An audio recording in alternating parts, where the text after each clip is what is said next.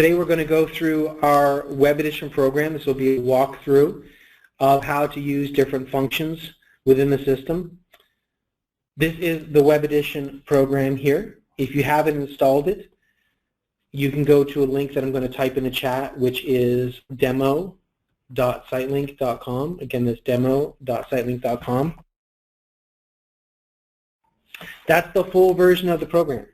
So if you haven't installed it yet, again, you can go to demo.sitelink.com, bring that up, install it, do move-ins, take payments, different transactions in the program, because if you decide to use it, you'll then be given your own set of codes to log in, and your information will be there.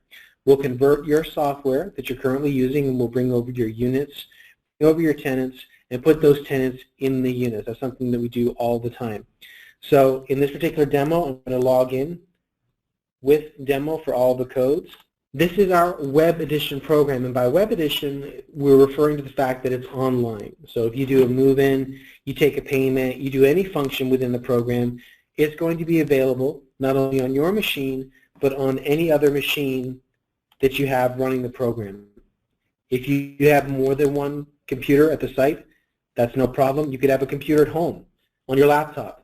You could be anywhere, literally in the world, running Web Edition, and when you perform an action, all of those computers are going to have access to that information. If your computer goes down for whatever reason, install it again, and you're going to be up and running. You don't have to make any backups. SiteLink is making those backups for you on our servers. We're based out of Raleigh, North Carolina. You'll notice in the bottom left-hand corner, and I can also move it to the right, is our reminder screen. The reminder screen is the first point of contact on a daily basis that you want to look at. The reminder screen is a big part of the benefit of this software. In other words, it's telling you what needs to happen. Specifically when it comes to past dues. Whatever your past due process is, that can be put into our setup checklist, and then SiteLink is going to mirror that. So for example, if 5 days past due, that's when you need to be notified to print a past notice, SiteLink is going to do that. And down the line, up to and including an auction.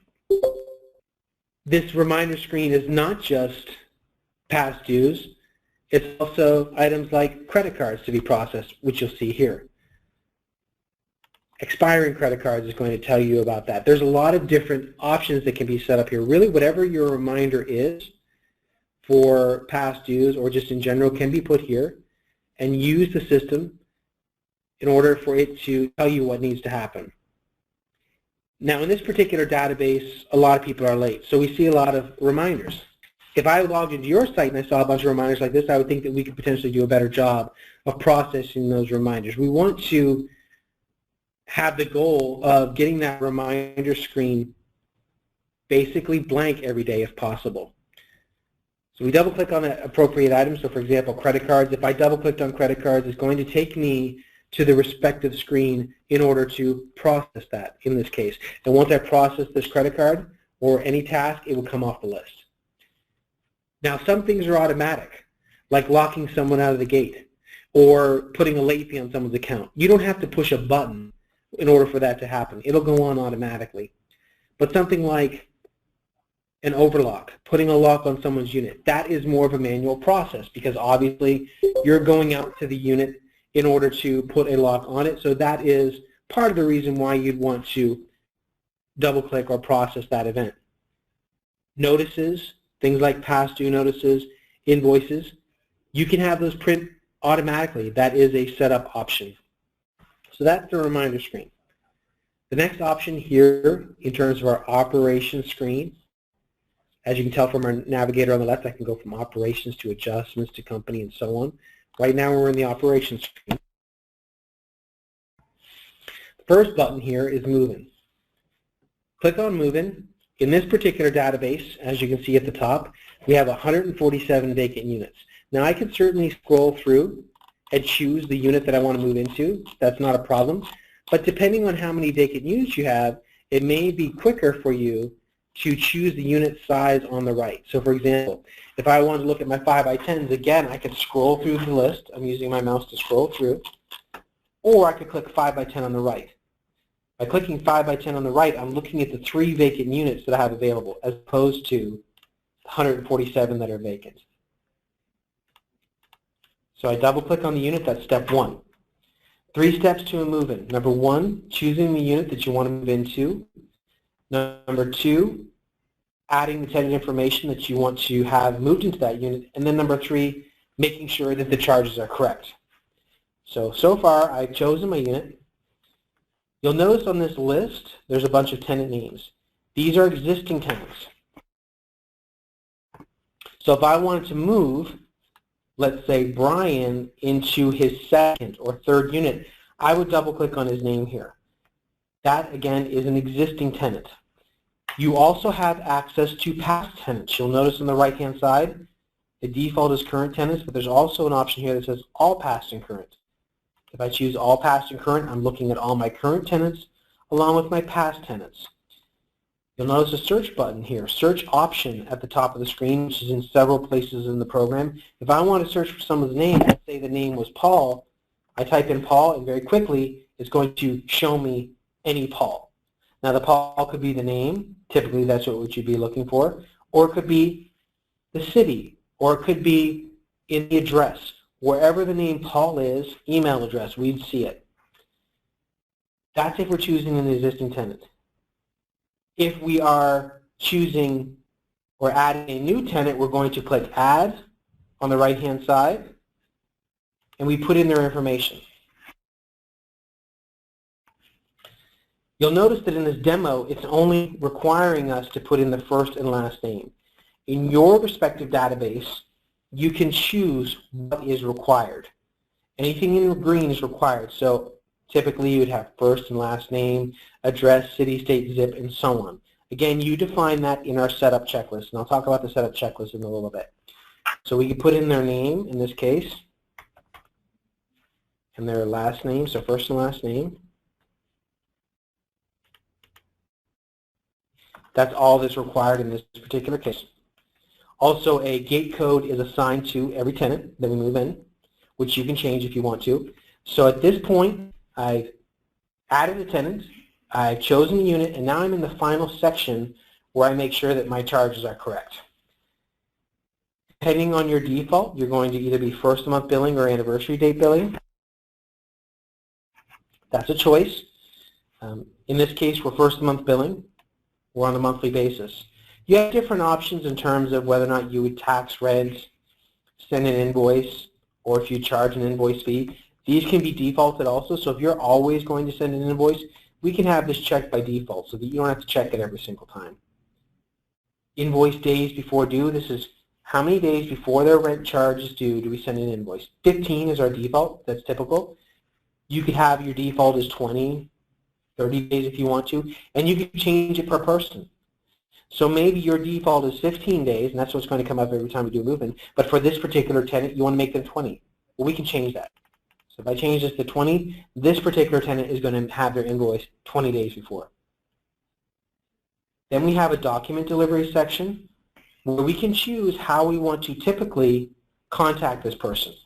I see a lot of companies really moving towards or pushing email in terms of having this automation within the program. So if by default you want to have people emailed, we could have that checked. And maybe we choose the first 10 people are to be emailed. But person 11, they want to be printed. Well, I could choose print for that 11th person, and it would know, for example, if I was sending an invoice that people 1 through 10, they're going to be emailed. But person 11 is going to be printed. Again, depending on what choice is here, determines how we're going to interact with a specific tenant. But once we've set it, we don't have to do it again. We just click a button and it's going to go ahead and process it. The next section is auto bill. You have 2 different options for auto billing. Number 1 would be credit card. You fill in all the credit card information here to be processed, in this case on the 1st of every month. Or we can set up ACH billing. That's debiting someone's checking account. The differences between ACH and credit card. Well, with credit card, when you process it, you're going to know immediately if it went through or not. It'll say captured or not captured. ACH is like a check. When someone hands you a check, more than likely it's going to be good. There is the potential that it bounces, that you have to have an NSF. The same thing with an ACH. So SiteLink will prompt you when a ACH debit is bad, and you can process it just like an NSF. The second difference is credit card is a little more expensive in terms of the point of sale fees that you have to pay, whereas ACH is around 25 to 30 cents a transaction. So there's certainly a cost savings. Some people look at it that they want to have more than one option to give to customers. So, for example, some people will give you a debit card that has a Visa logo on it. Technically, that's a credit card, and you can certainly process it as such. But in terms of the customer, that's money coming out of their account. You could, if you wanted to, offer to switch them from credit card to ACH, and now you're saving more money in terms of fees. There's marketing, and we can have marketing required if we want to, and you can ask how they heard about us, amongst other questions. There's a lot of ways to customize the program. So in this particular demo, I can do whatever I want, but you may have limitations in terms of whether or not I could edit rent on a move-in, whether or not I can access certain screens. So for example, a typical limitation would be limiting certain people from the setup checklist. So all of your defaults can't be edited. So be aware of that. Know there's a lot of ways that we can customize the program once we're in it. There's a little plus sign here beside initial rent. We can click that and change the rent. You could add a discount plan, and you could certainly add your discount plans and edit them. So for example, if I chose 7th month free, it's going to put the 7th month free in this case. Different options on whether or not you charge an administrative fee, sell merchandise, so I can click the plus sign, add merchandise if I want to, boxes, locks, whatever the case may be. There's insurance, so you can certainly add an insurance policy during move-in. And then there's recurring charges. You may or may not have recurring charges, such things as it says here, water and electric fee, but if you do, if you have something other than rent, other than insurance that goes on the account every month, you can add these recurring charges like a garbage removal fee, and it'll go on the account every month. One button that you'll see here that's in multiple parts of the program, but I think really is useful during the move-in, is the shortcuts button. So let's say we're in the middle of a move-in, and we've chosen the unit, chosen the tenant, we've put all that information in, and then inevitably someone walks in to take a payment. Well, I can click shortcuts, jump to the payment screen, take the payment, and when I'm done, come back. I don't lose my place in my move-in. I don't have to do it over again. Then we have a button called e-photos and e-files. You can take up to 9 photos of people. Typically, customers will either scan a driver's license, which is an option to scan, or they'll take a photo from a web camera. That's fine too. There's up to 9 areas here that we can have photos. You might take a picture of their car, for example, that they drive. You can also upload images, like a JPEG or a PDF. So if you scan a document and you want that document to be part of this list, you could upload that here too. Then we save it. Once we're saving it here, it's talking to our servers. We're based out of Raleigh, North Carolina, so we now know this person has been moved in. And you have different options in terms of forms that you want to print. Obviously, you'd want to print a lease, but you'll notice there's other options like a credit card authorization form, insurance sign-up form. You can pick and choose what forms are able to be processed on a move-in, and you can have them checked as defaulted, or you can choose them at that time. Then we take a payment, and then we print a lease. One thing that is a great tool that people are really excited about with SiteLink is the e-sign, the electronic signature. And that's what you see down here. Now you can certainly print out a lease, and the lease will have your own verbiage, and you can print out as a piece of paper and have them sign it with a pen. That's no problem. But if you want to, you can set up the SiteLink e-sign, which will have, again, the same verbiage, but now it lets you do different things. For example, having them sign with the mouse on the computer, or you could hand them a tablet, or you could email them the lease. So different options that are available, but this is a paperless lease. So if I click on e-sign, it'll ask me, do I want to sign in person or email the link? I'm going to sign in person in this particular example. Again, we could be handing them a tablet, but I'm obviously on my computer, so I'm showing it from there. So it's saying, let's give the customer control, and the customer will see their lease, they'll go through it and sign. They can either use the default signature, or they can draw their own signature. It's not just about signatures, though. You can have initials. You can have yes or no type questions. Are you military, yes or no? You can have check boxes. Do you accept these terms? So it's not just about signing. Obviously, that is a big part of it.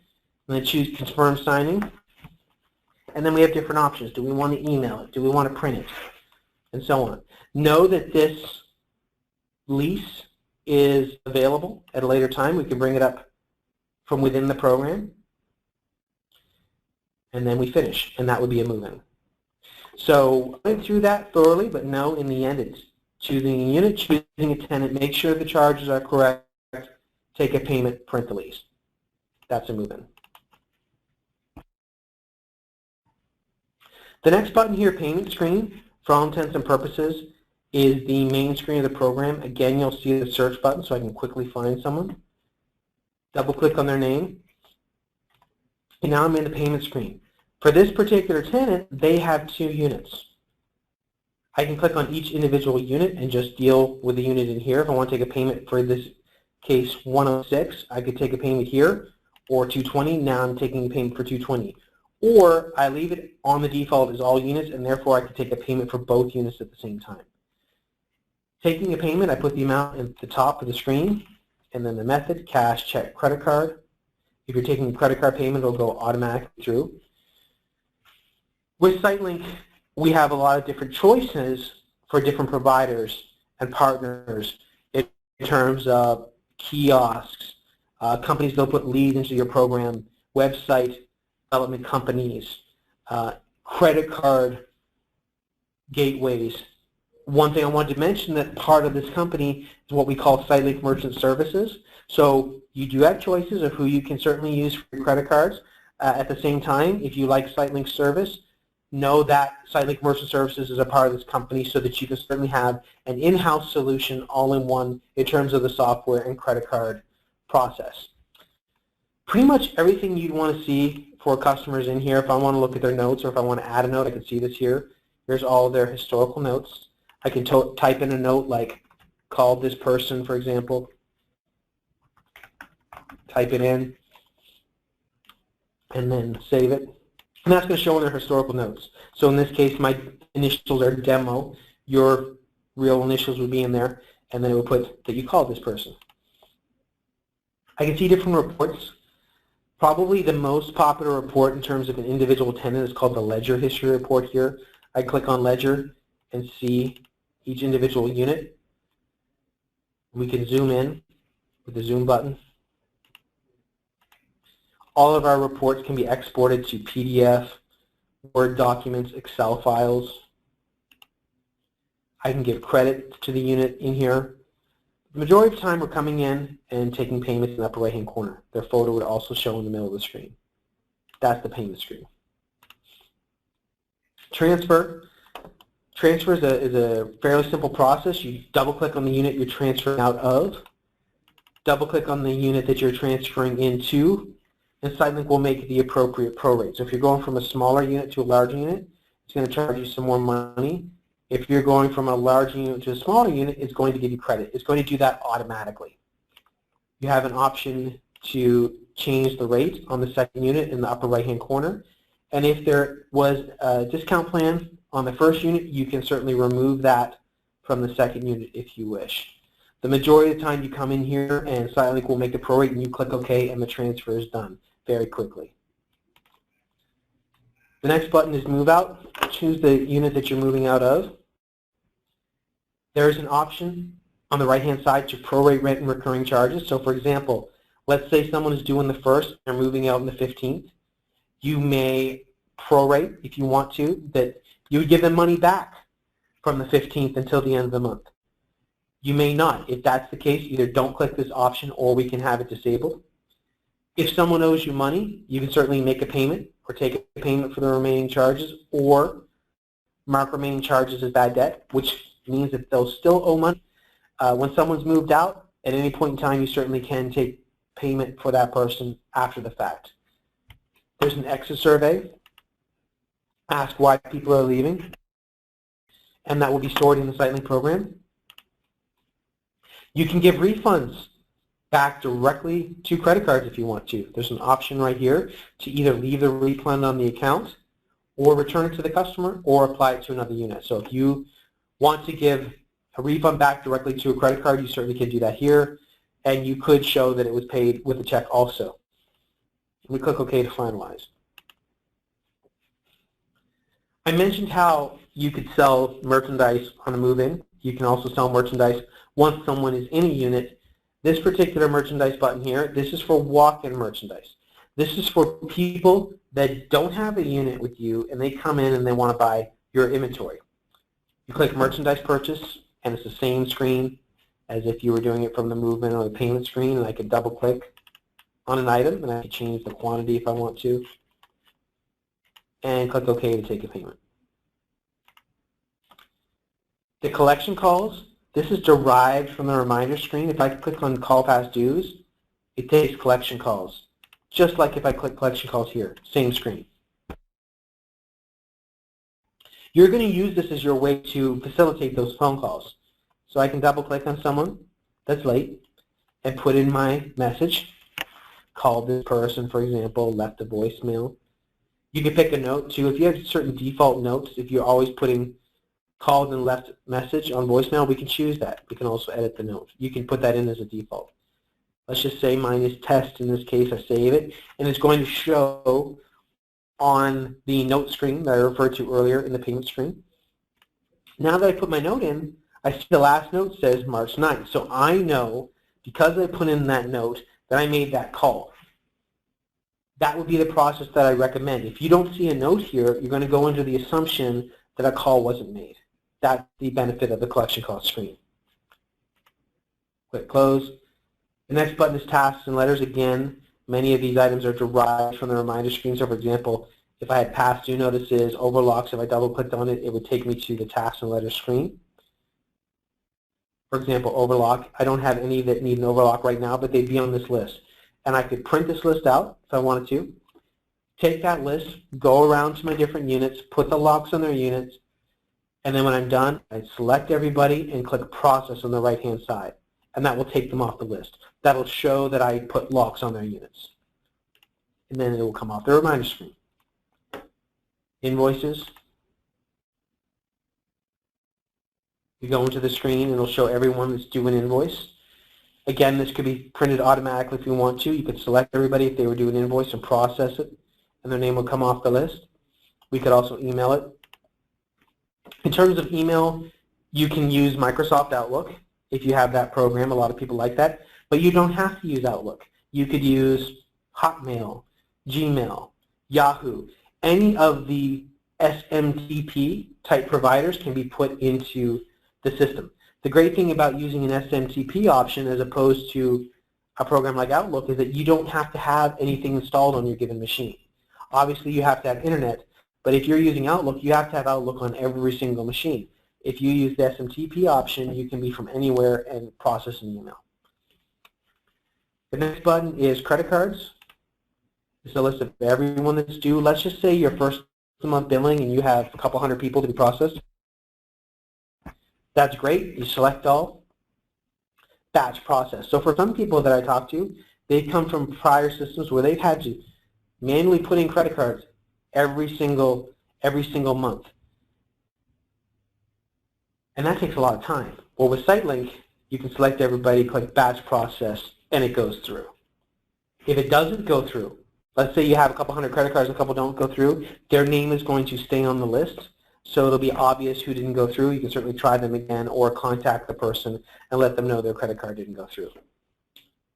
ACH is a similar process where you see a list of names and you can select everyone and process those transactions. There's an option on the left-hand side on a reminder screen called ACH Get Returns. That's the option that you choose or run to see if any came back as bad. In the upper right-hand corner, we have a tenant screen. You're going to notice that a lot of these options are in different parts of the program. So I've mentioned the notes screen a few times in this presentation. The notes is available in the payment screen. It's available in the map. It's available in the collection call screen. It's all the same notes. So if you see the notes or you see some of these other buttons, like ledger settings, for example, there are multiple parts of the screen, know that if it has the same name, it's the same thing. Some people like to access the program from different ways. So for example, some people like to use the map as their main way to interface through the program, and I'll talk about the map in a moment. But know that, for example, if we click Edit, we're editing the address here. This address will be changed in the payment screen also. Two buttons that I really want to focus on that I know are very helpful for customers, but a lot of times people don't focus on them because rightly so, they're thinking about doing move-ins, taking payments, a lot of those core functions, especially when you first start using the program. But those customers that I've talked to that have really latched on to inquiries and reservations and CRM, customer relationship management, see a lot of benefit from it. So for example, with the inquiries and reservations, someone calls us up and they say, how much are your 10 by 10s? Well, you may or may not have a specific process that you're currently using. Well, you can come in here and you can click Add and put in that person's name and phone number. You don't have to put in all their information, but some way to contact them. Name and phone number, name and email. And then SiteLink will have a process to tell you how to interact with them that you've set up. So for example, the day of you want to call them back. 2 days later you may want to email them, tell them all the things they need to know about self-storage before they move in. Day 4 you do this. Whatever that flow is, however long you want to contact that particular customer, SiteLink is going to tell you based on the person. So you don't have to think about, well, how am I supposed to interact with this person? When will they put in an inquiry? And have to keep that in the back of your mind. SiteLink is going to do the work for you in that particular case. We also have an inquiries report, which will tell you things in terms of your conversion rates and other metrics. So for many people, they haven't focused too much in terms of their inquiry process, and because you're not focusing on the data, you're not able to have those metrics to see how you can improve. But when you start being diligent about putting in all your inquiries and reservations into this screen, and SiteLink's telling you how to interact with them going forward, and you become more diligent about calling them back timely and keeping that interaction going, you inevitably will see more move-ins. At least that's the feedback that I get from customers, and I've had a lot of people tell me that this has literally changed their business around by making this a priority. So I highly recommend it. The CRM screen, Customer Relationship Management screen, this is a way for you to interact with customers, inquiries, moved out tenants for reasons other than being delinquent. So for example, welcome letter that prompts you to print or email. You could have a way that you interact with past due tenants, ways that you interact with inquiries. Maybe on their birthday, you want to acknowledge them. A lot of people love to be acknowledged when their birthday comes up. SiteLink can do that. A certain day of the year, like in December, you may want to say Happy Holidays. A calendar date can be brought up in order to tell you to do that. So think about all the different ways you potentially would want to interact with people over the life cycle of them being a tenant. And SiteLink can prompt you to interact with them, not only through printing, but also text messaging. Text messaging, I would say, at this point, is right up there with e-sign in terms of popularity from within the program, especially with past dues. So when we send our past due notices, when we send other past due items, we can send a text messages. It's highly effective. So when you send a text message, first of all, it's much cheaper than sending a notice. A lot of people are, instead of sending a notice through snail mail, they're using text messaging. So for example, let's say a stamp is costing roughly 50 cents. There's also your time, which a lot of people don't factor in. Your time, your ink, your paper, your envelope, all that. Let's just say that's worth $1 to send a notice. Well, a text message is going to cost you roughly 7/10 of a penny. So on 100 notices, instead of $100, that's costing you 70 cents. So number one, it's very cost effective.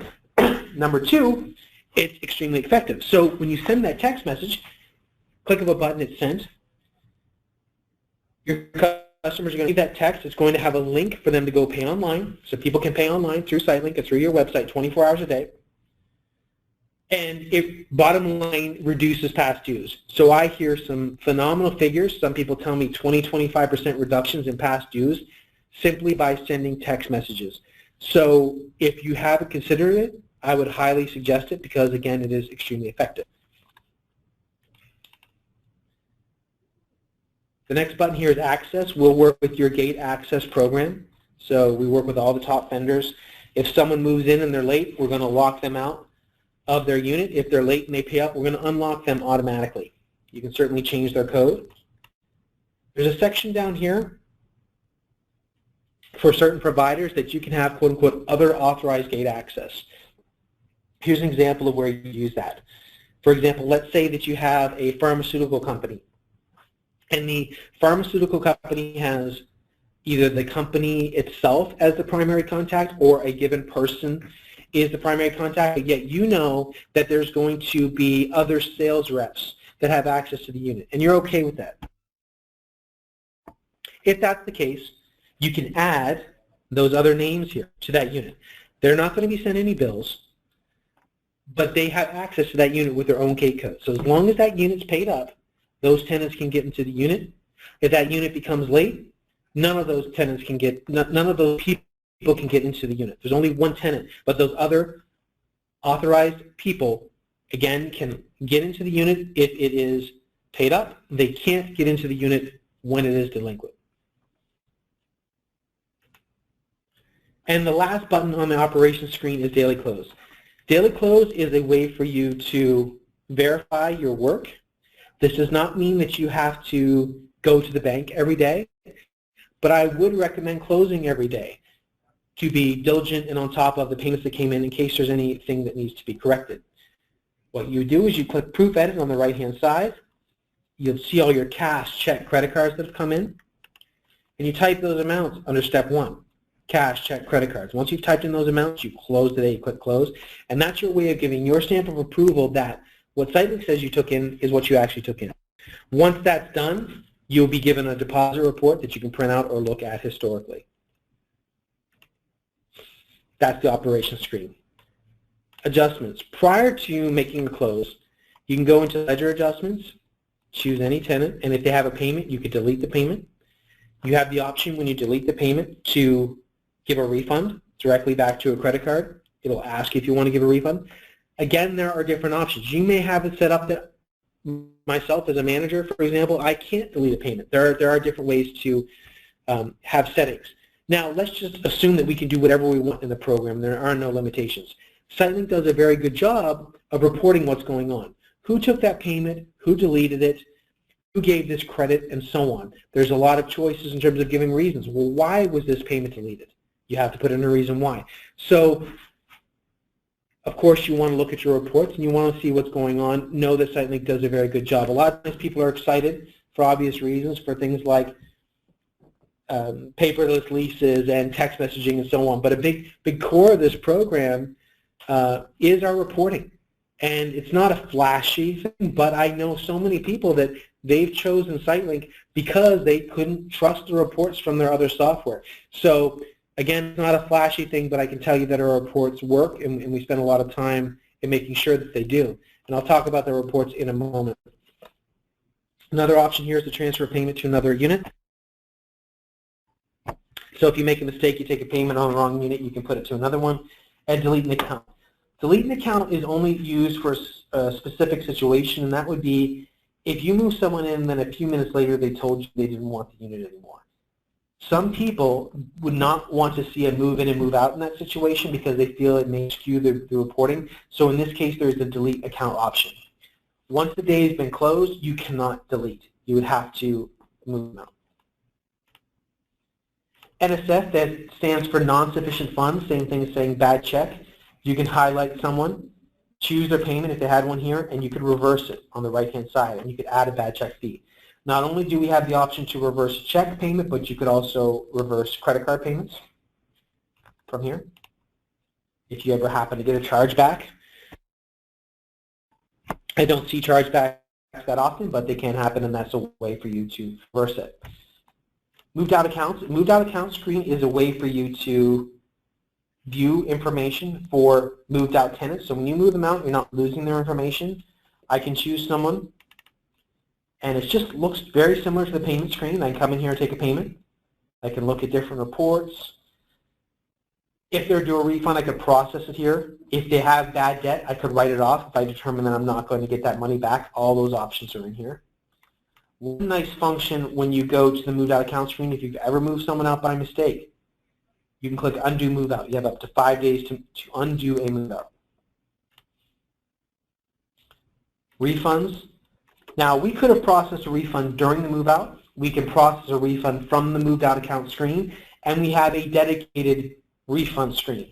So if someone is due a refund, I can double click on their account and I'm brought to the refund screen, the same screen you'd see from the move out process or from the moved out account screen. We have different options. Do we want to give the money back? Do we want to return it? Do we want to apply it to another tenant, to another unit if they had another unit? Do we want to dismiss it? Some companies don't give refunds back. They dismiss it, and that's an option here. And then we can apply it to their charges. So maybe they damaged their unit and we want to apply their refund to their charges. We could do that here too. And the last option in the adjustment screen is returns and inventory adjustments.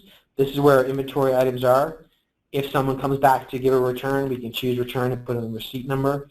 We can make our inventory go up or down depending if we receive a shipment. More inventory, we can make it go down. Maybe an item scrap, we can't sell it, we can make it go down that way too. You want to put in your given inventory when you set up your inventory items. When you sell your inventory items, the amount will reduce, but at the same time we have ways to make our inventory go up or down. Company screen, a lot of it is setup related, and specifically a button called setup. The setup button would be the first button that you go into when you start using SiteLink. That's its own conversation to talk about the setup, but know that we're here to help. We certainly can talk to you about how to set things up and go in here and put in your defaults. What are your late fees? What's your tax rate? What does your rental agreement look like? All those things that are specific to you, you're going to put in this screen. Inventory setup is also a setup item where we can come in here and add our inventory item. What are we selling? What's the name of it? What does it sell for? What does it cost us? And so on. We put that in here. Okay, so the next button here is SiteLink eSign Console. The SiteLink eSign Console is a way for you to handle your emailed leases. So you may not ever email leases. If you don't email leases, then don't use this screen. But when you email a lease to someone, you have someone on the phone and you say that you want to close that deal over the phone, let's say. You say, I want to move in a few days from now. And you say, well, you know what? Let's process your lease right now through this email option. Well, they may not sign on their computer right when they're on the phone. So that's what this screen's all about. It'll tell you we're out for a tenant signature. We're awaiting a manager signature. So in other words, if it's out for a tenant signature, this is who we're waiting on to sign. Once they sign, it's going to go to awaiting manager signature. Once the manager signs, we have a completed lease. If the tenant is taking too long, if you feel that they're not signing within a reasonable time period, you can go in here and you can void it. There's an action to void that particular tenant here in the out for tenant signature, and then we go to the voided section. Competitor tracking, you can add your competitors in terms of who they are, in terms of who they are and where they are in your city or town, and then also rates. So if you call and ask what their rates are, if you mystery shop or you look at their website and see what their rates are, you can put it here. A couple things that relates to. Number one, when you put in your competitors, where they are, if you go to the report screen and map tenants, the map tenants, this is Google Maps. Google Maps will show your facility in the center of your city or town. Let's just pretend this is your facility here in yellow. Your tenants will show in red, and we can zoom in down to street level if we want to, see literally where they live. And your competitors would show in green. I don't have any competitors in this database, but they would show in green. So it's one thing to know your zip codes. and that's important. It's another thing to understand where they fall on the map, and it really gives a good indication of where everybody's actually coming from. That's Google Maps, and that's how competitors relates to that. There's also a competitor tracking report where you can see your units and sizes and compare them, the rates to your competitors. Unit notes, here's all your units, and you can put notes in here, typically maintenance type notes. For example, this unit needs to be swept out. You can mark units as service required so that you know that you need to edit that unit. Modify units, here's all your different units, and you can come in here and edit the size. You can edit the width and length and the rate.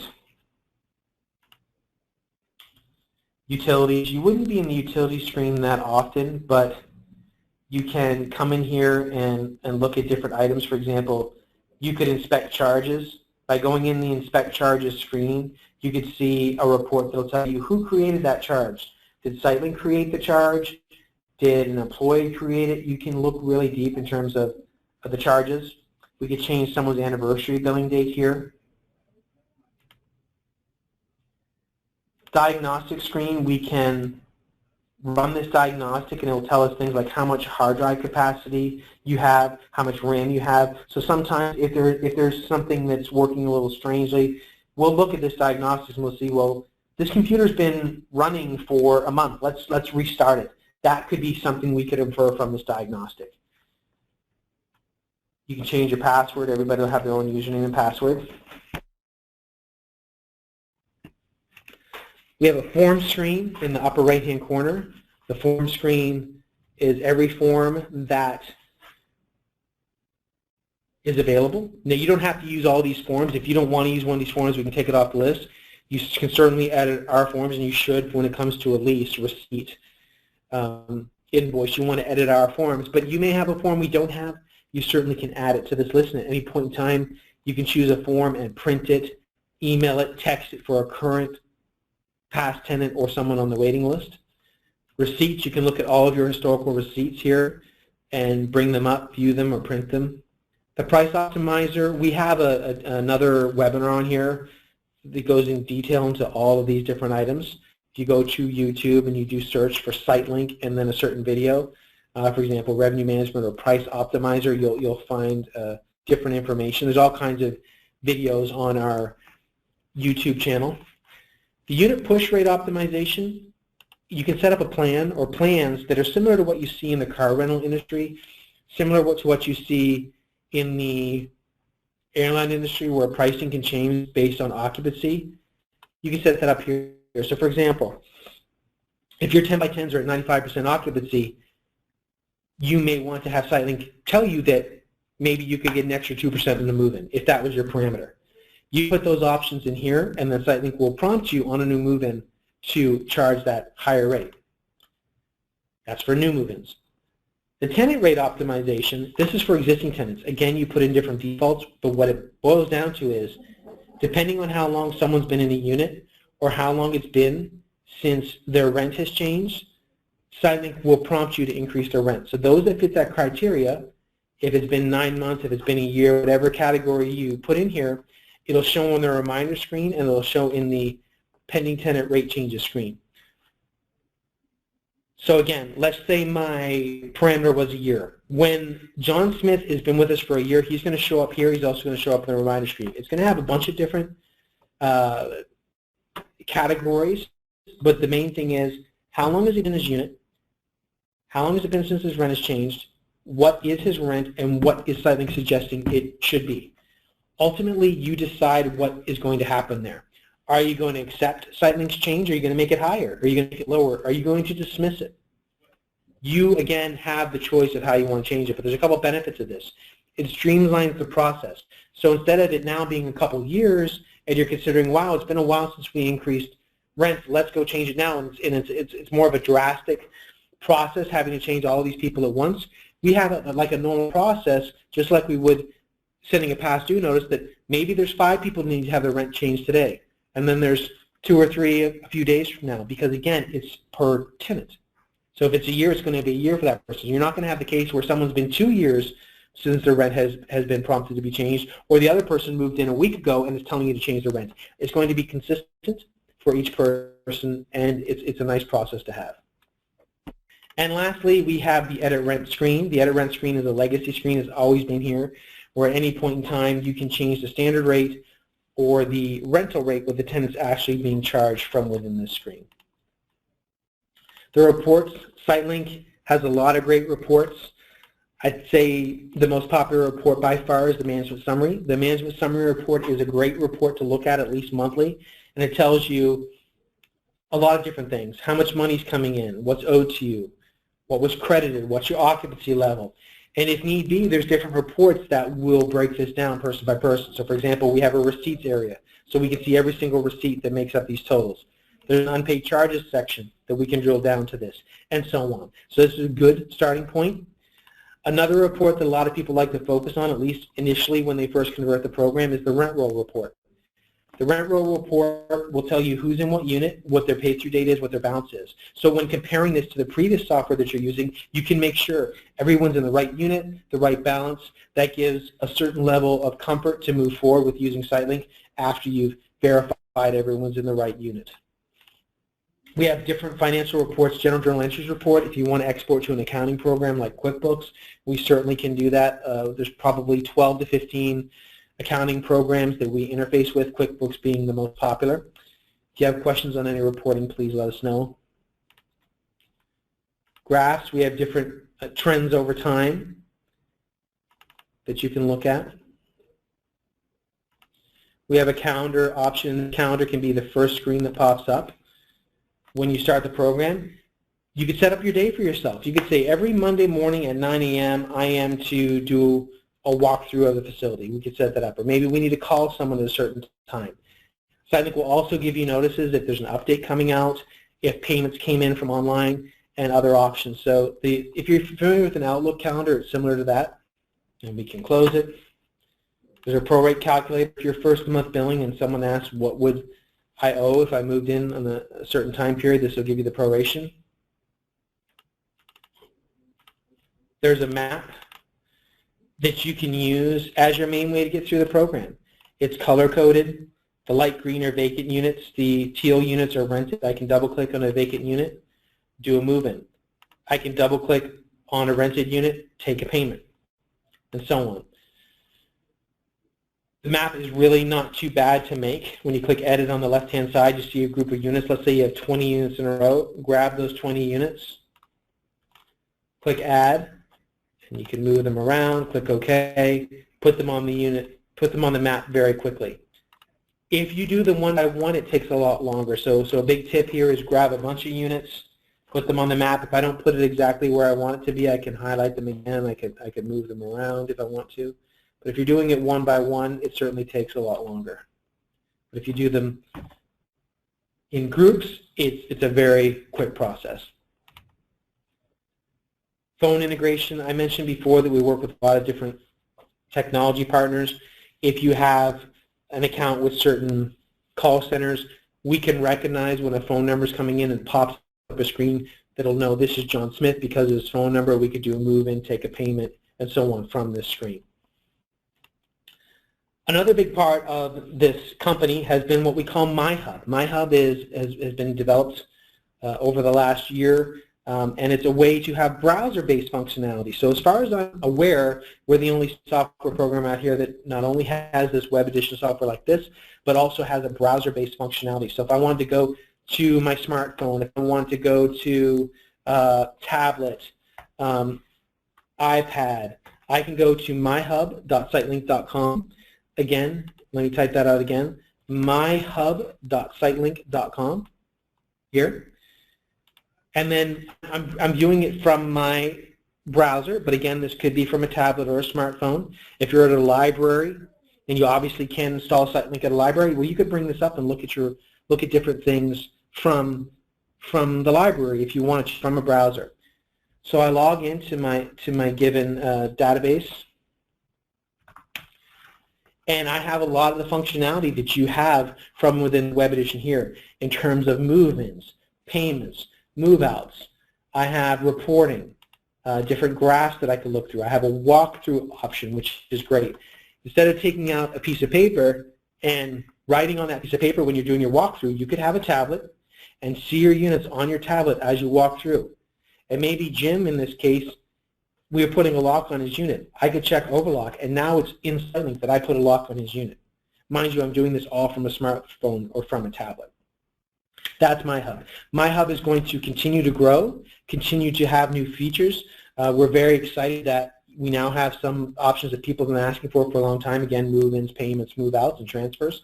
But again, this will be growing and having more and more features that you use and expect from the Web Edition in the MyHub platform.